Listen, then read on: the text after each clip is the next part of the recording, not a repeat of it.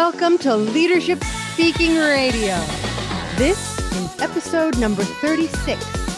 The topic today is an interview with a professional vocal coach.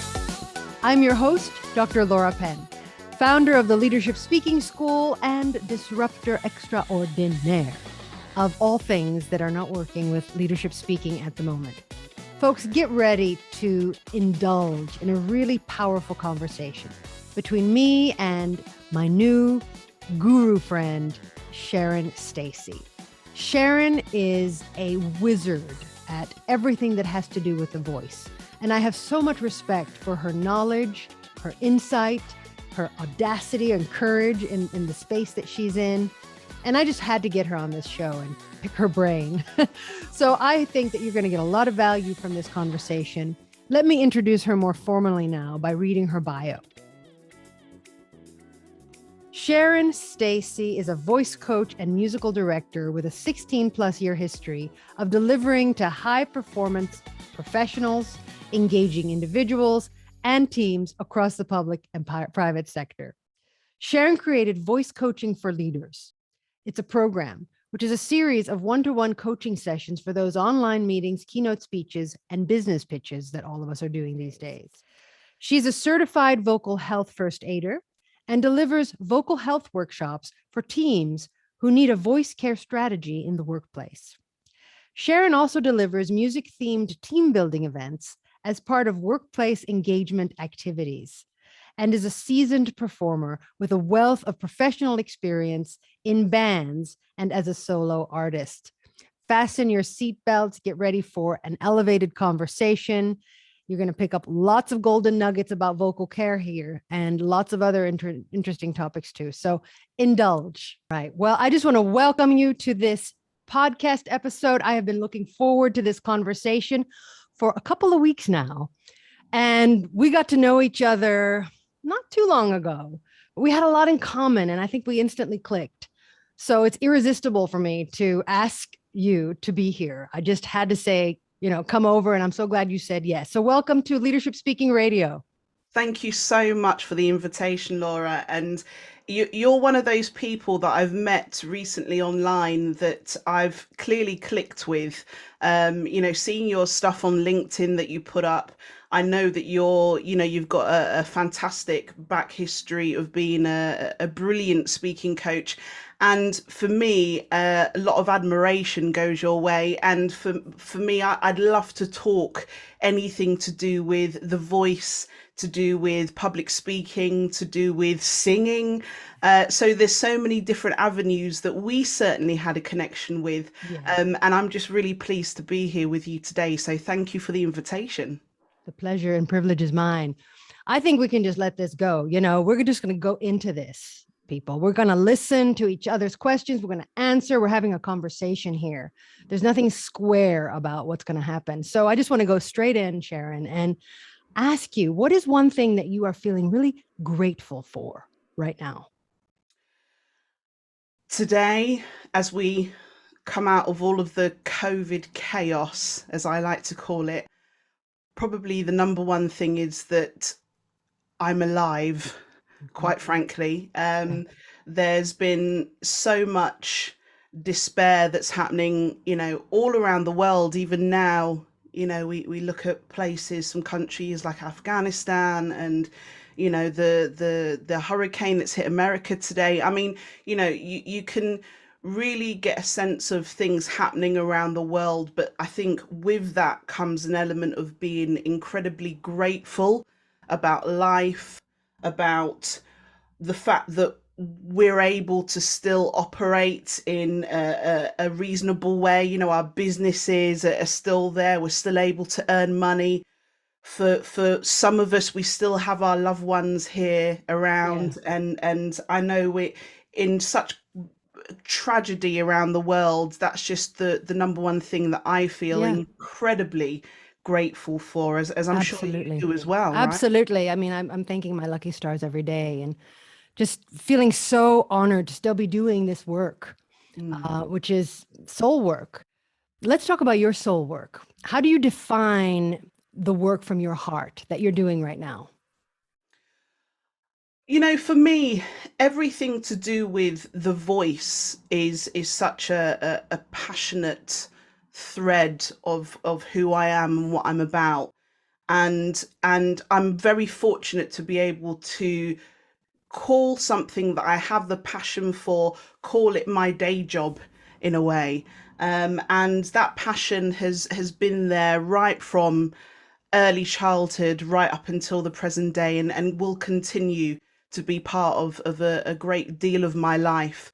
So I Yeah. think that that part of being able to help people achieve what they want to achieve through understanding the voice for me is just I'm really thankful that I'm doing this sort of work right now, Mm.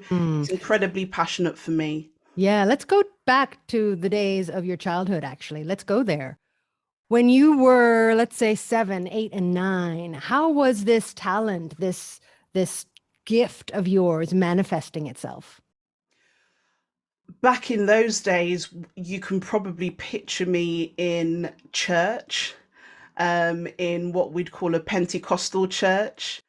Lots of loud music, singing, expressing yourself all through that human emotion through the voice, but using it in a form of praise and worship, what would be Hmm. considered that.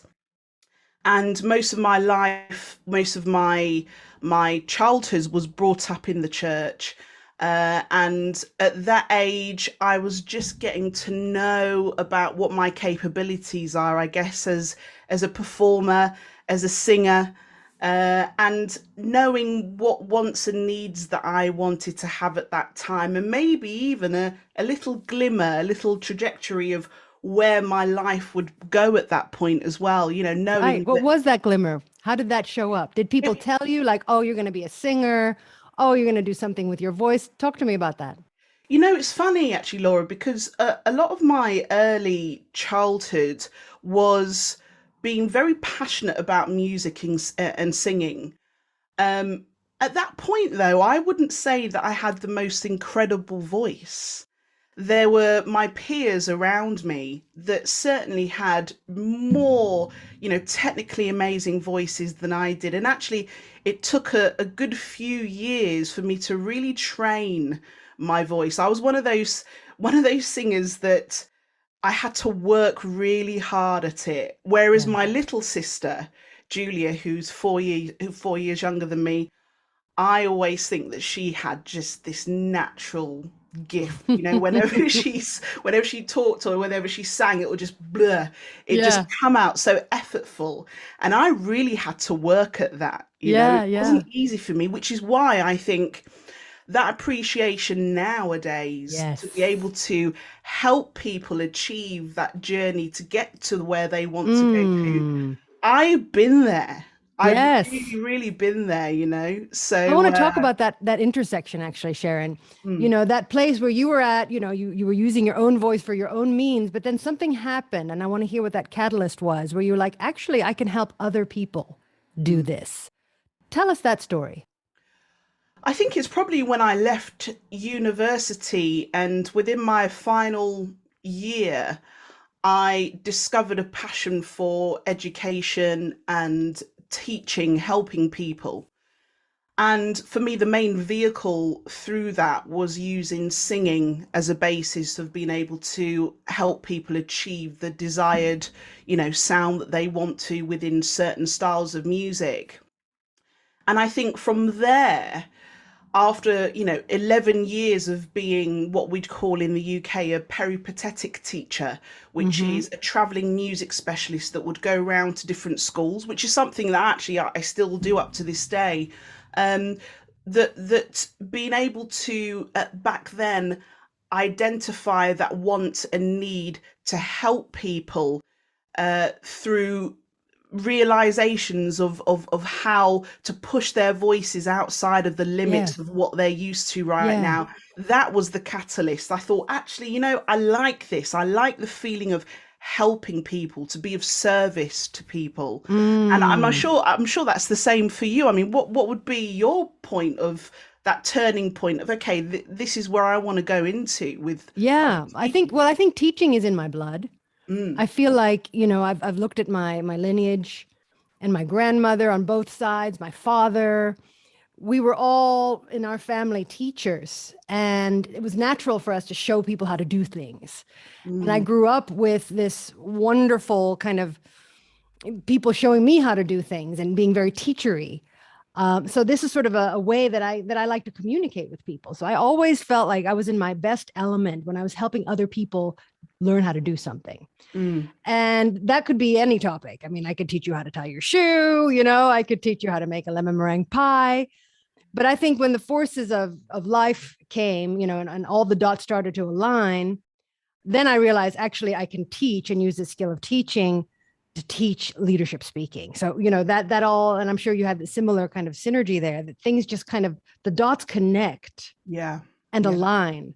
Mm, So let's fast track to now. I mean, let's acknowledge that COVID has happened, and I'm sure it's had a big influence on you as well as it did with me and mm. our own businesses. But that aside, what are you doing now? Like, how have you elevated your skills, your service, and everything that you do in your profession? Where is that place right now for you? What are you doing? So for me, the place right now is still very much predominantly about voice coaching, Yeah. singers and speakers. For so many years, as I said before, singing has been a major part of my life. But I'd say within the past maybe 4 to 5 years or so, I've really looked at the speaking voice more as that prominent area of communication. And there are so many different synergies that happen between singing and speaking. The most important for me is just physiological, the Right. voice setup. Regardless Mm. of whether you're singing or speaking, it's still the same physiological setup to do breathing and the breath following through the vocal folds, and then that's how you produce speech. And so those are the fundamentals there. And with that, right now I've been able to look at a few different areas in the voice that I'm helping my clients with at the moment, Mm. one of which is being public speaking. Yep. So and particularly on the area of vocal health as well. Right. So Very important. helping people understand, particularly nowadays on Zoom and all this online communication, we're putting our paces through our voice Yeah. quite a lot now, and we're speaking for a lot longer. Yeah. So What are some of the mistakes or issues, or however you like to call that you feel people are doing because of that right now, because of this overuse in mm, that virtual setting? What are you correcting? things like voice rest, Mm-hmm. us not being able to have that realization that the majority of the time we need to realize we don't need to talk for as much as we're doing right now online. And with that comes commitment through back-to-back meetings and Yeah. talks and presentations. And certainly before COVID, there would be one area whereby if you were, I don't know, delivering a meeting and that was just part of your normal daily routine, you'd have time to commute, to go in your car to the True. venue. That's a good You'd, point. yeah, and you wouldn't talk. You Mm-hmm. would have time just to sit at the desk and not talk. You'd then do your delivery, and that's fine. And then you'd have maybe time commuting back home where you Yep. wouldn't talk. And all of these elements of what I call vocal napping, that's something that now everything is online. There's almost a need to jam pack our time just Yes. back to back full of meetings and talks and Yes. presentations. Wow. I mean, the this is so ripe for your skill set. Mm, People must literally be screaming for help here and not even knowing it.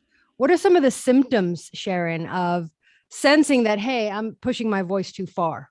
mm. Voice fatigue. Mm-hmm. And voice fatigue is such a big, all-encompassing word to describe hoarseness, to describe a voice that's lethargic, a voice that's just tired by the end of the working day. Yes. And the good thing about our voice, though, Laura, is that after a good night's sleep, our voices are absolutely amazing at bouncing back. As soon Mm-hmm. as we wake up in the morning and we have, our breakfast and some water, all of a sudden we actually feel fine, compared to the night before, where that evening previously our voices would feel quite hoarse and tired and lethargic. Yeah. And what's happening there anatomically? How does the voice repair itself while we sleep? I mean, what's happening in a case of fatigue is that our vocal folds are two very thin pieces of muscle that vibrate really fast together. In fact, on average, they vibrate around 200 times per second, Wow. which is incredibly fast. I always do this impression of it almost having this that Mm. sort of motion. And when we become quite fatigued, it actually means our vocal folds just swelling a little bit. It's like Hmm. overusing a muscle. And what sleep does is it helps prevent that persistent swelling where the swelling just decreases after a period of time. Like sleep gives us that chance in our body to be able to recuperate, if we've been at the gym for a lot of the time, or if we're any physical activities, a good night's sleep really helps us bounce back really quickly. Yeah. And with this talking, because of course we're so used to talking anyway in life, we don't think that it's something that we should probably investigate much of having a sort of a safeguard towards our voice. That now the element of being online and the amount of talking and putting our voices through the pace there just means that by the end of the working day, that fatigue wasn't there at one point before COVID, but now it is because we're Yeah. pushing the limits of our voice. Right. I mean, how do you feel? What do you are you doing much more delivery online? I suspect you are more than Yeah. ever Yeah, before. completely. I mean, I've pivoted like so many colleagues in fields where you teach, to online. And I love this space, actually. I was quite resistant in the beginning. I was thinking, no, it has to be online. But actually, there's so much that can be done and connections across the world, working with China and South America and you name it. So I'm loving that. But absolutely. But there is a sweet spot of time for me. There's like 4.5 hours is my max. Mm, And in that training, it's very dynamic. So it's not just me. I have to design it so that there are all these, as you're calling them, pit stops or rests, hmm natural rests. And I feel like that's a very big part, an important part of a design of any speaking performance, that you mm, are designing it so that you're resting. And in a lot of the high stakes talks that I do, I actually design the talk so that I take a deep breath, sigh yes, of relief, like in, strategic times where yeah, I can get away with it. yeah. But I'm curious on this topic. If you could design, speaking of that, kind of the ultimate virtual experience of how to care for your voice while you're online, what does that look like from kind of before you get on the call, when you're on the call, and after that call? Mm. When you're before, I'd say the most important thing that is amiss to a lot of people is just doing a really gentle warm up, just to be able just to stretch those muscles in a really lovely safe way. And within the subject of warming up, many different warm-ups that you could put into your regime, things like, humming. Something as simple as humming is Yeah. brilliant. It's so easy for your larynx, for your vocal folds. You're just gently gliding just up and down, doing that a few times, maybe 5, 6, 7 times before your call.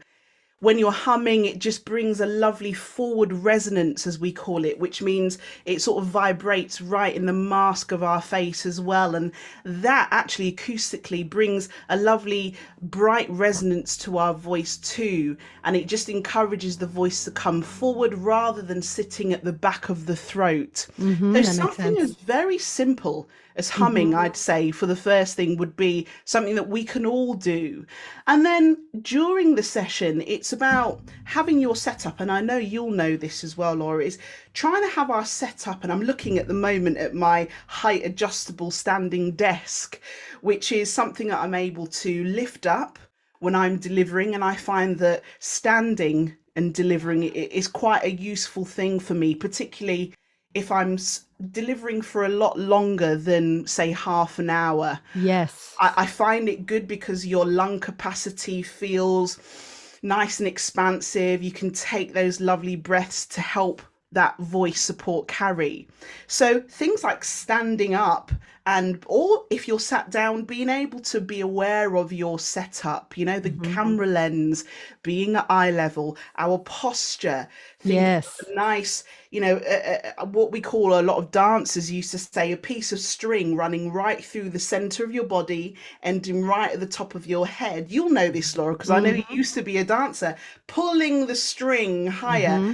and that just lengthens the back of our neck, and it really helps us to just relax also the top half of our body around these little intricate muscles around our neck. All of that connects to our voice, and when we're in Yes. a really awkward position, we feel like we're not quite engaging that voice fully. So I'd say setup is important, and then after is cooling down. You say, I know that you do so much speaking, don't you? I mean, 4 hours is a good It's a lot. length of time, isn't it? Hmm. And then afterwards, you probably maybe log off, or a lot of people maybe log off and not necessarily think about cooling down. So having that moment of just, again, you can do some lovely glides, lovely humming, just to be able to bring your larynx back to neutral. Because after 4 hours worth of talking, we're in that sort of higher larynx state. We can, have that sort of high octane energy state. Whereas actually, we need to be able to just, just to be Yes. able to bring our larynx back to neutral, you know? Mm. Wow. And I see that trio. I see that relationship of before, during, and after. Mm, And in the work that I do, I talk about voice too, but not to the level of your expertise. I find that, and you tell me what you think, there's quite a lot of resistance to doing the work related to the voice, I find, with the people that I work with. On the one hand, I feel like people take their voice for granted. So it's like, oh, yeah, whatever. mm, But on the other hand, I feel like quite a few people are making excuses or not making enough time or not valuing their mm, voices the mm. way you and I believe that they should. What's your take on that?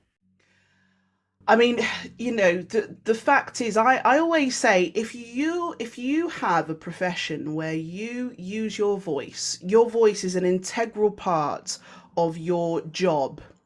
In other words, would you be able to do your job without your voice?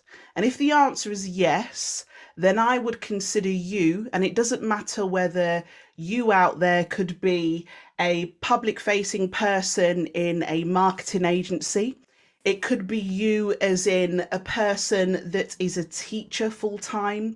It could be you out there that does any number of different jobs. If your voice it is an integral part of what you do in your profession, then I would consider you to be a professional speaker. And I'm sure that you feel the same as well, because that term, being a professional speaker, people always think of it as, oh, a public speaker who gives Right. keynote speeches all the Exactly. They have a time. one, kind of category positioning of that idea. But I love it. I love how straightforward your description is. If you're using your voice for a living to make things happen, you're a public speaker.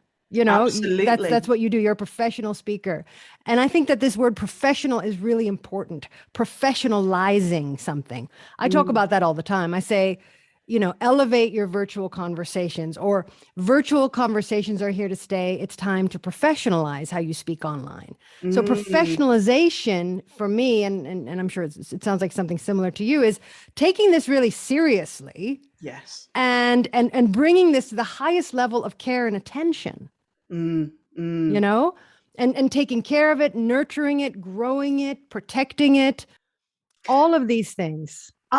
Just to add with that, Laura, the I always compare things like a professional voice user to being in another scenario on a different with a different hat would be a professional athlete. You wouldn't, as a professional athlete, have a moment in your career where you just don't look after your body. You have a regime, you have a warm up regime, you have a cool down regime. That bit in the middle that we were saying, within that, when you're actually doing your sports, there's techniques within that to help you Yes, achieve exactly. There's So you've craft. got your start, your middle, and also your end too. And Yes, within that, when you're a professional, anybody, I think having the tools to be able to harness those techniques to deliver successfully, whether you're a speaker, an athlete, or whatever it is, I think is incredibly important. it is. And worth looking into and investing in. It's Yes. like the missing piece of people's awareness about what they do. And, I was working with, as early as last week, I was working with a group of interpreters who had this interpretation program that they use on different platforms. And it surprised them when I said, you are professional speakers. You need to have, a full-time voice coach or, somebody who can support your voice and how you use your voice on staff, on the payroll. And they're Mm, like, what? Yeah. This mm, is the real deal. And I love your example of the athlete. I say the same thing to my students. I say, think of a professional athlete. And I also use my other favorite, which is public speaking is a performance art, like mm. theater, like dance, like music. And what you do in performance art is you learn a craft. Yeah. So what is that craft? And I feel like that's the part in the middle, well, beginning, middle, and end, frankly. But it's that craft. A lot of that craft has to do with self-awareness, doesn't it? Mm, mm. So you're You in the know, middle of it. yeah. Go ahead.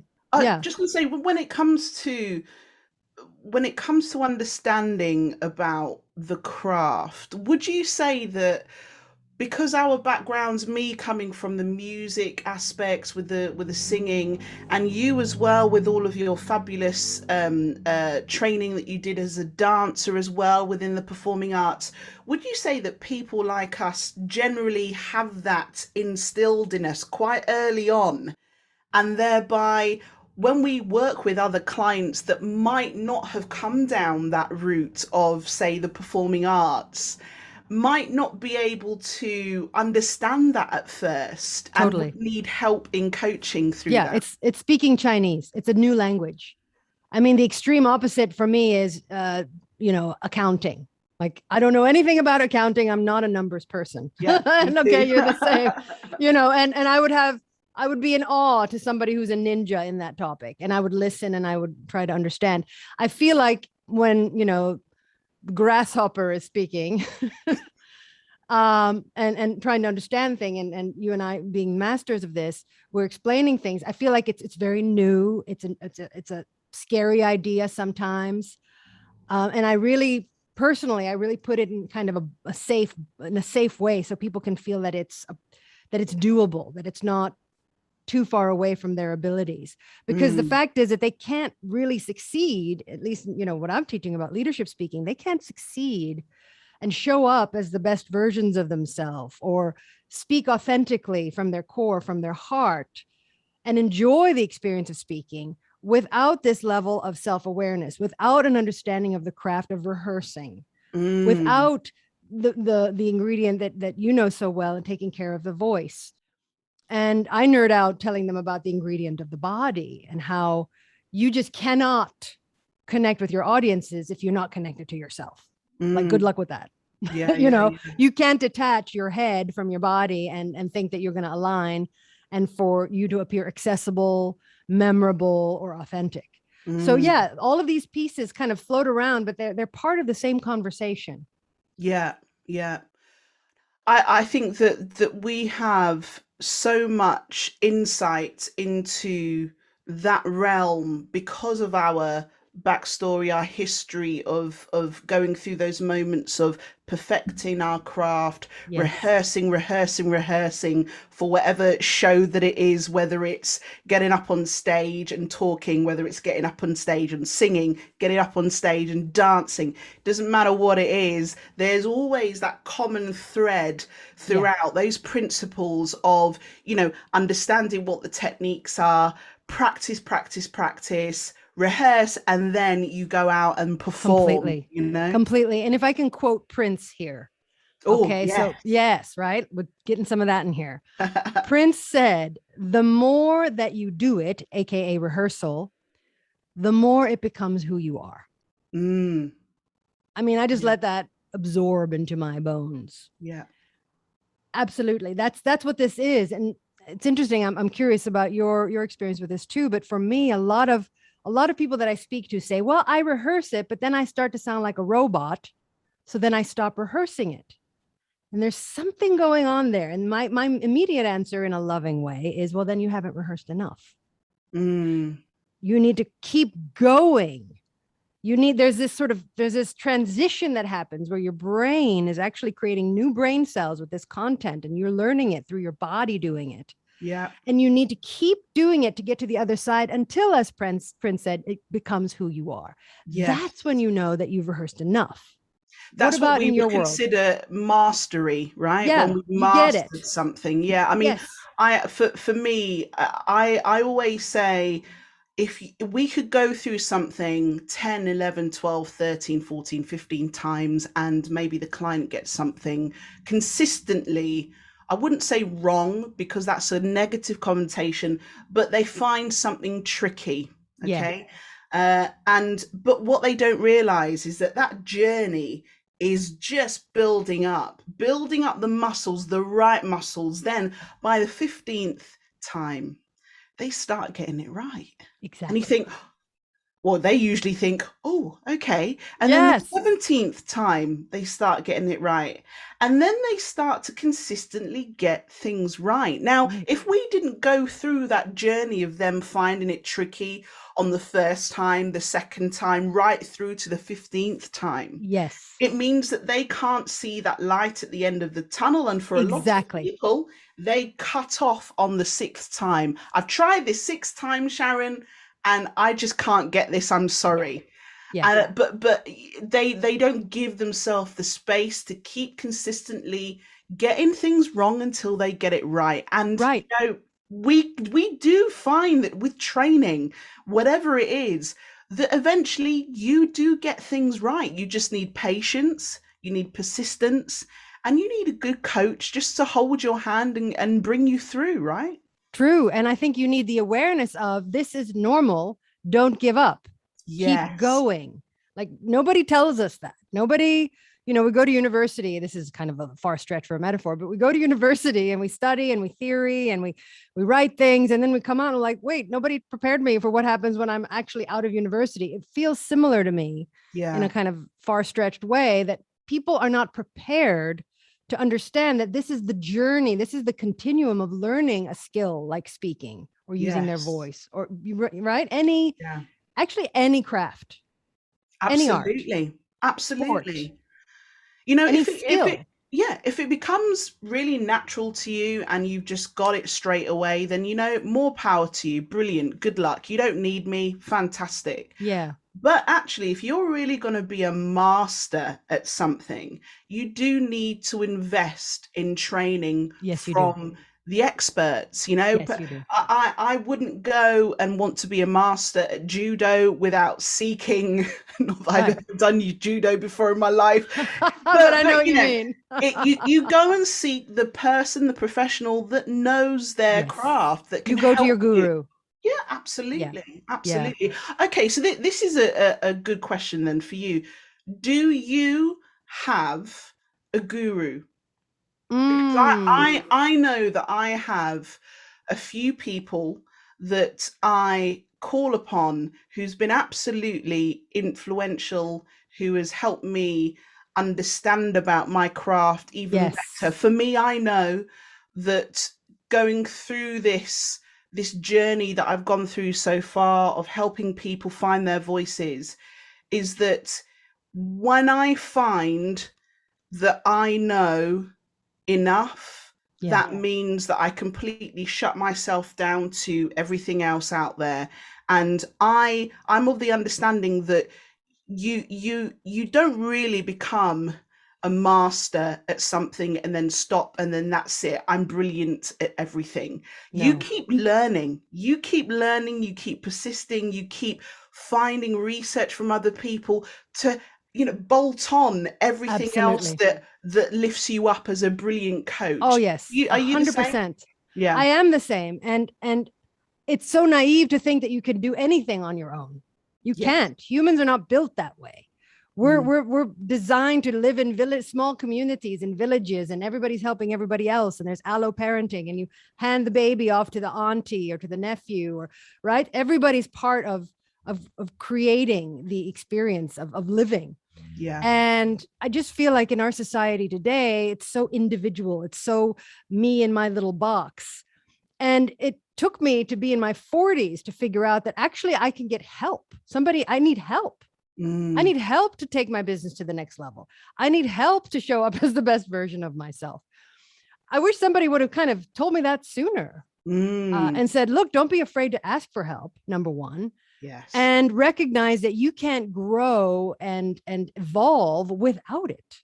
Yes. But Yes. now I'm curious, can you share something juicy that's pretty recent that your guru has imparted to you? Wisdom that has helped you take something to another level? I tell you, one of my well, we'll class it as a guru, although at the moment I'd call it a postgraduate and a master's. There you go. Okay, fine. It's guru to So me. I'm currently studying for that, for under Yes. vocal pedagogy. So we're talking about everything to do with the voice and coaching the voice. Mm-hmm.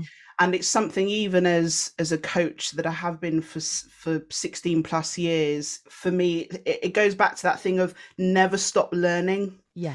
And I really wanted to get to the nitty gritty about lots of things to do with vocal health and voice physiology, and this course has allowed me to do that even beyond my wildest dreams. Wonderful. And I would say that probably the most recent piece of research that I've done at the moment is looking at vocal health for classroom teachers.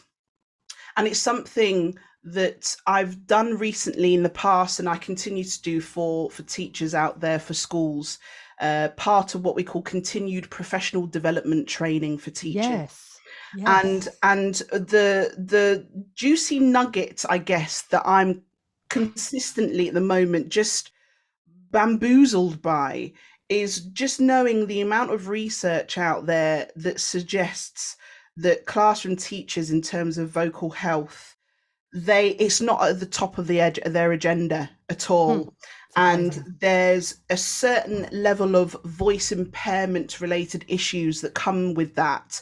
And I suppose right now, delving into that kind of research and having support from certain other aspects of people that are in that field, usually people that work with ENTs, ear, nose and throat surgeons, people that SLT, speech and language therapists, knowing from these sort of gurus that actually it is a very serious issue that a lot of teachers don't really consider to be an issue until it's too late, until their voice gives out and they find themselves having to take time off work.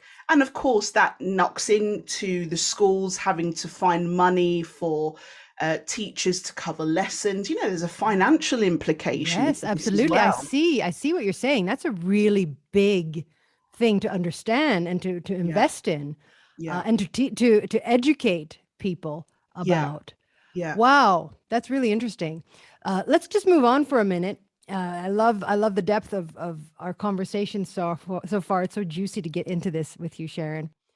I'd like to just kind of shine the light a little bit more on you as a person, to understand, just more about you, frankly. What is on your bedside table right now? On my bedside table is a lamp. It is a charging port for my phone, and I believe no, it's probably in my drawer, actually. I'm thinking of the book. I love the detail. See, I'm kind of curious about that book. What is that book? Tell me about that book. So the book is called The Power of Now by Eckhart Tolle. Yes. Have you come across Eckhart I have Tolle? come across the title. It is not on my bedside table yet, but enough people are talking about it, so it will be soon.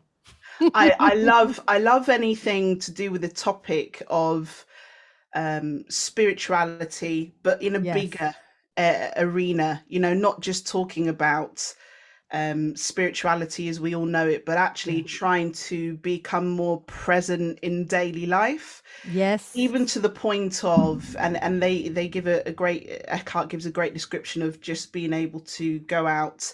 It could be driving Mm-hmm. and just observing things in nature, trees, birds. What do you hear? Yeah. Just Being just present in the now. yeah, and I Yeah. love that sort of stuff. In fact, I look, my partner takes, we call it in the UK, taking the Mickey. When Yes. someone takes the Mickey out of you, it's almost like they're pulling your leg. Right. And he always says, because he's into his fantasy books and into, all of the fiction world, whereas I'm more factual. I love Hmm. reading books that are sciencey, geeky, anything to do with the voice, but also how we perceive the world and wider Yes. questions. Yes. And I just devour that sort of stuff. How about you? That How is about so you? delicious. What's on my bedside table? Yeah, I have actually made some furniture out of my books. So I have so many books. I'm a bit of a book hoarder. right. I will hold my hand up and admit to that. And there's so many books in the house, and we actually don't have bedside tables. So I thought, let me just take some of these big books and build. So I built these beautiful looking tables in quotations with the lamp on there, and they're made out of books. Ah, So the books that are on the top are the ones that I'm reading now. So I just finished reading No Filter, about the beginning of Instagram, and how all that went down. right. And now I'm reading Bill Gates' book, How to Avoid a Climate Disaster. But it's funny. Some people ask me, they're like, so what books can you recommend on leadership speaking or public speaking? And I'm like, I don't read books about that because I'm creating that content. I'm Yeah. past that phase of imitating other people. That happened a long time ago. And now I'm Mm, in that phase of innovating and using my own imagination to create the content. So it's a moot point for me. I don't have an answer to that question. I don't read other people's stuff related to this yeah. topic. What about you? Or what phase of innovation are you in? Do you know, it's interesting that you say that you are now into a stage in your life whereby you don't imitate others. I think that's really, really telling of you as a brilliant character. I think it's telling of any good coach, actually, that at the beginning of our careers, when we're aiming to have all of the wealth and knowledge to be able to start in Yes, this game, and then being able at some point in our journey to be able to say, you know what, I'm ready to create my own thing here. I'm exactly. not going to be looking at comparisons or taking other people's ideas. I've got enough wealth and knowledge for me to be able to develop my own program, my own coaching strategy. And I really, I do strongly believe in that. What's the point? Anyone can go on Oh YouTube, yeah. Laura, You right? can Anyone Google it. can, You can make a anyone, PowerPoint presentation about how to do it with bullet points, but it is not yours. exactly, Yes. So exactly. And that that, leads me to my next question. I'm going to go straight mm, in. go on. What is that for you? What are things that you've created in your field that you have made, that you've innovated? Mm.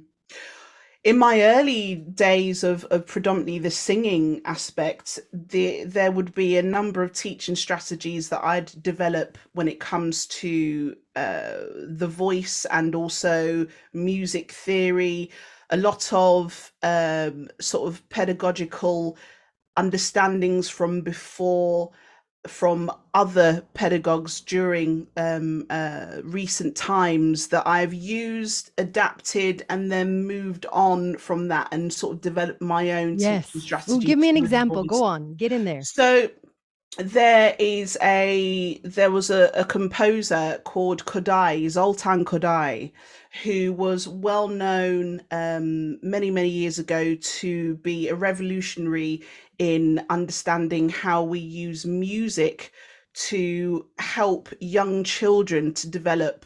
not only musical talent, but how that has a knock-on effect to other areas of, say, maths or English, science, and using also the music literacy, finding ways, teaching strategies to help understanding what the bare bones, what those fundamental parts of music is, whether it's about pulse, rhythm, pitch, dynamics, tempo, all of these different aspects of music. And actually he was very good at having the voice at the center of Mm, being able to pick out certain musical aspects. So, for example, he would never dream of giving a child an instrument to learn. He would hmm. actually say a musical understanding needs to start with the human voice before you put any instrument into the child's I love hands, that. I love it because the completely. voice you can understand, it's such Yes, it's part yours. of us, it's in Yes, us. yes. And he also said that musical training starts 9 months before the baby is born. Wow. In other That's like a words, thermonuclear burst right there. yeah, in other words, the mother needs to have that investment in musical training. As the baby grows in the womb, you're tapping the belly, with music Yes. playing to understand and feeling the tempo of pulse and Right. rhythm. And then as the baby's Beautiful. born, sort of getting the baby and tapping them on your knee to reinforce pulse and Yes. rhythm. And And as if the baby, can I interject? I mean, I can yes, feel that with all the performing arts. You yes, could do that with words, you can do that with your baby in utero with movement. yeah. I mean, there's all of the arts go into that. That's right. That's That right. is so beautiful. And It is beautiful. It it is. really it reminds me of how I teach. I like to say that I'm 95% experiential, in how I teach. So I want 95% of this for my students is you are going to be doing things. You are learning by doing. And Mm, that's in dance, we call that embodiment. mm. Embody, to put it in your body. And that seems to be what you're saying too, that you have to be able to understand and use and be in touch with your own voice before you can think about anything else that's musical. Yes, absolutely. So Yes. incredibly important that Mhm. when we harness those elements of our body to Yes. reinforce those skills. In other words, you can sit in a lecture in front of a board with a lecturer, teacher writing down bullet points of X, Y, and Z that you need to know. Yes. But if you haven't got that time to allow yourself to physically use those skills, then it means that it's going to be lost. It just It becomes will. just words on a textbook. Exactly. And and Exactly. and, and I suspect for your public speaking students, the number one thing that you really push is getting up there and Yeah. actually verbalizing, You have to do performing, it. talking. 1,000%. You have to put it in your body and go. I mean, we're sensual creatures. We're designed to experience the world with our five senses, to touch, to feel, right? To Mm, taste, to smell, to hear, to see. And that's how we learn. So it just boggles my mind when I see people teaching things. I once saw somebody teaching public speaking with those bullet points. They're like, okay, you have to do these 4 things with your voice. Then you do these 3 things with these bullet points with your arms. And I'm like, what universe is this? mm, mm. Taking the humanity out of that teaching moment, and not acknowledging what we need as humans pedagogically to learn. Yes, yes. Doing the action of doing is so Yes, powerful. And I, for all of my coaching sessions, I can't teach anything about the voice unless we start making noises. there you go. There you you know go. Case in um point. and Case in and point. actually a lot of people, whenever they come to my online sessions, whether it's my master your vocal stamina online or communicate with confidence sessions, that a lot of people at first feel a little bit hesitant because they realize that, and I make sure explicitly that I have it in the detailed in the write up of the session of, just so you know, we are going to be making some noises. So just be Just prepared. be ready to use your voice. I'm not going to be standing Oh, I here and love just it. talking to you. We Yes. are going to be making Yes. noises together. And that's where the Yeah, magic happens. That's where totally. the change happens. Gosh, it's exciting. And I can feel your passion for your topic. It's coming out of your skin. It would be such a privilege. And actually, I've enjoyed it already. I've been in one of your training programs online. It was a 1 hour. It was great. You showed us how to warm up and warm down our voices to take care of it. What was the name of that session? Vocal So health. master your vocal stamina online. Right. Mm. Exactly. Very apropos, what we're talking about and how we started our conversation. But I'd love to be, in a session where you go deeper and takes longer because I just feel the magic coming out of you, Sharon. You are a teacher who seems to live your truth. You certainly speak your truth, and you show up authentically.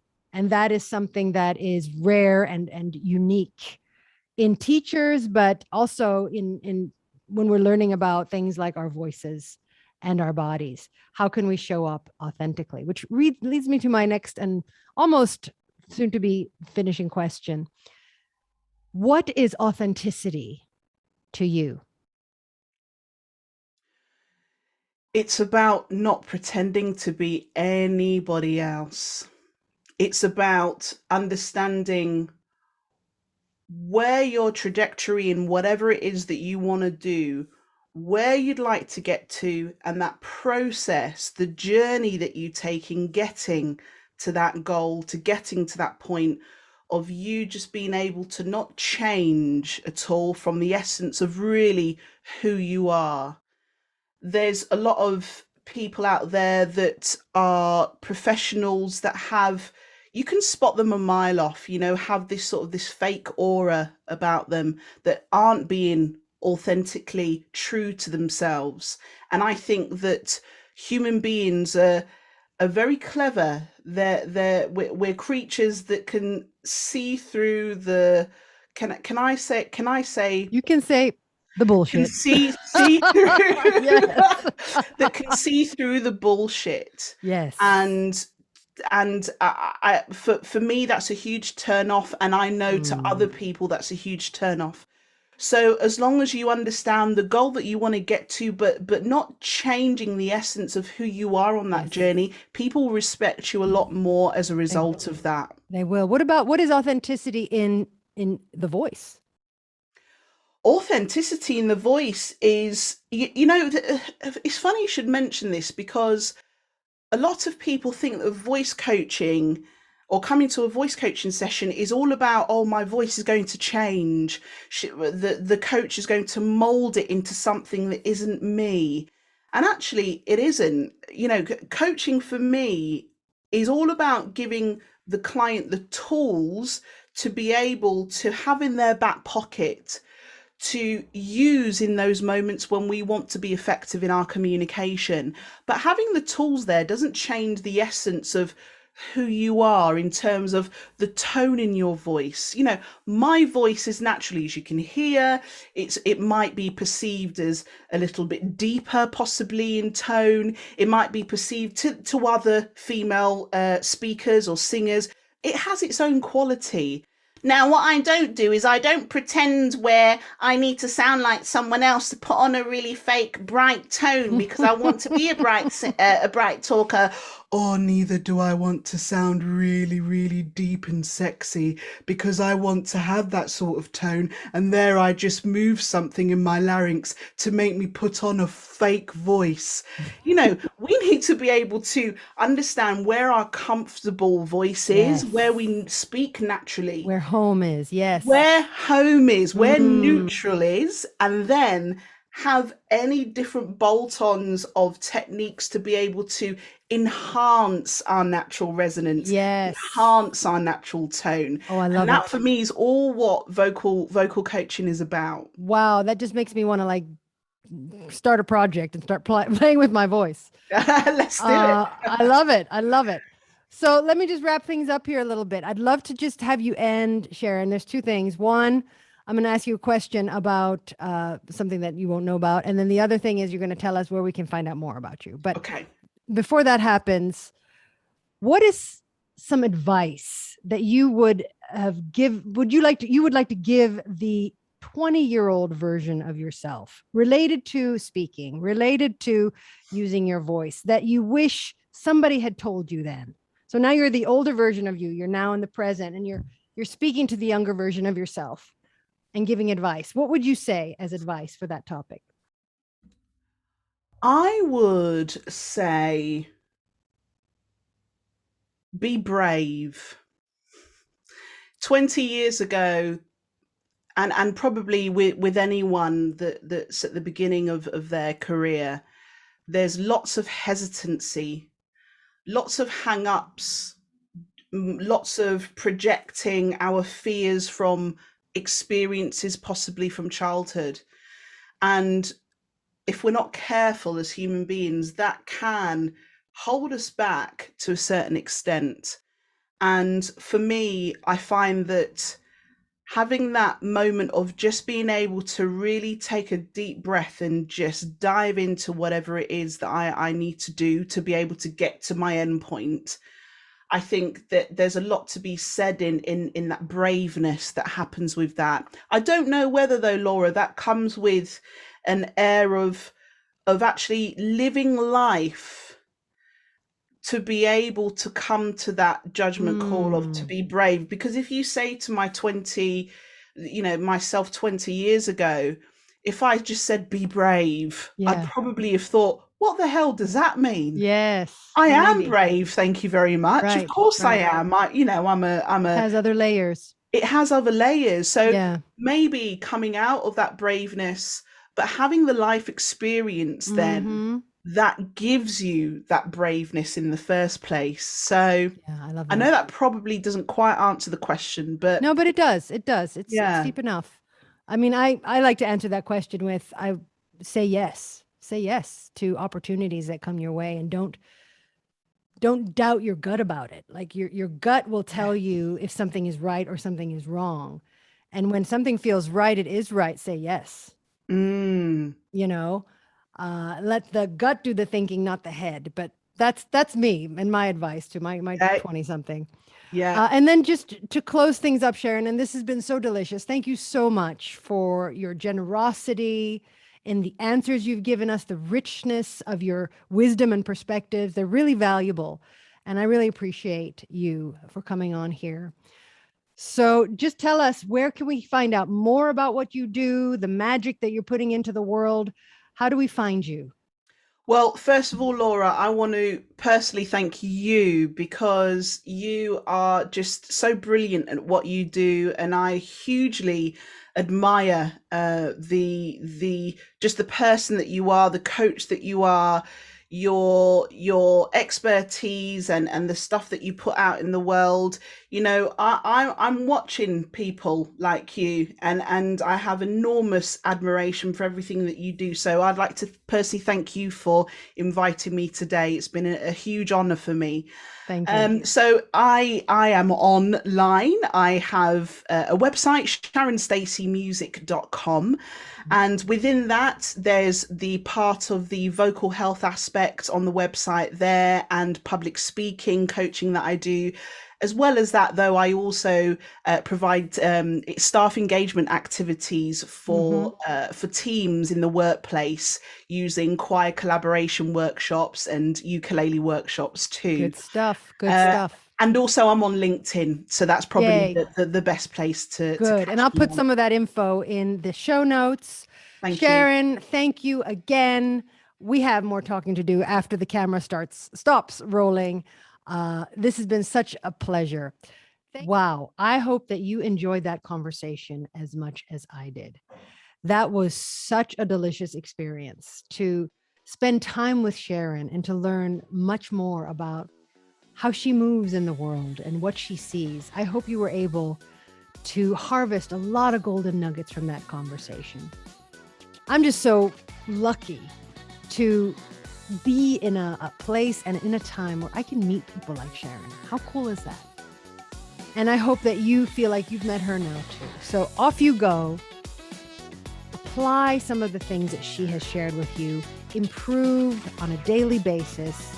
And little by little, you will enter the world of effective leadership speaking. That's where this journey's going. So that's all for now. I look forward to delivering another podcast episode next time. Until then, take care of yourself, take care of others, and I'll see you next time.